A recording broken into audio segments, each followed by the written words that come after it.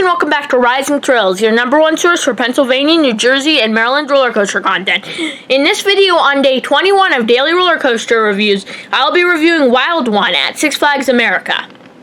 In 1917, Paragon Park in Hall, Massachusetts opened Giant Coaster, which was a Philadelphia Toboggan Coasters wooden coaster.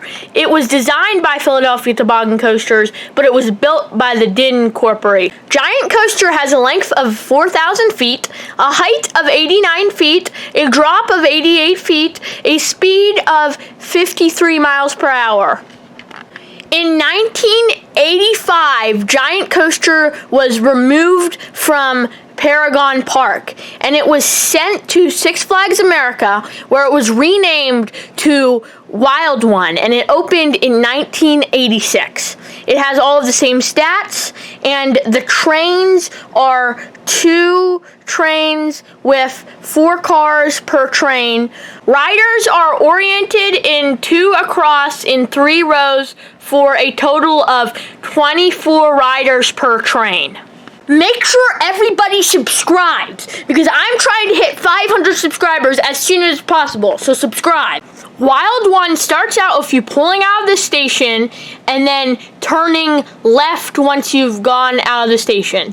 Then you start ascending the lift hill, which is 98 feet tall. Once you get to the top of the lift hill, then you go down the drop, which banks to the right.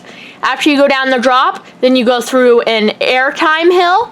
After you go through that airtime hill, then you come up into another airtime double up, and then you go through a turnaround. Once you go through the turnaround, then you go down through a double down, and then you go through another small airtime hill, and then another big airtime hill.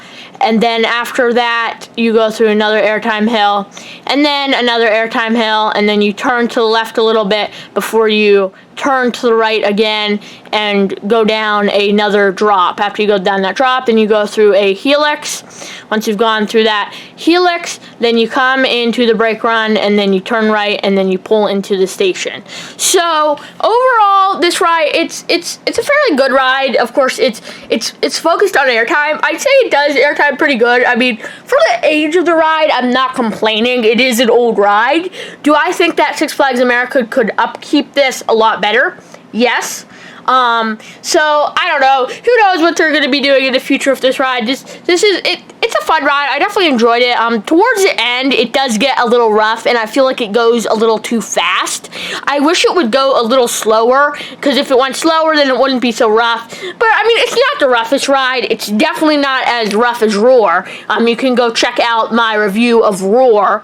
But yeah, it's a fine ride. Is it my favorite ride ever? No, I definitely have rides that I prefer more, and definitely wooden coasters that I prefer more, but this is overall a fun ride. And for my final score for Roar at Six Flags, or not Roar, Wild One at Six Flags America, is going to be a 5 out of 10.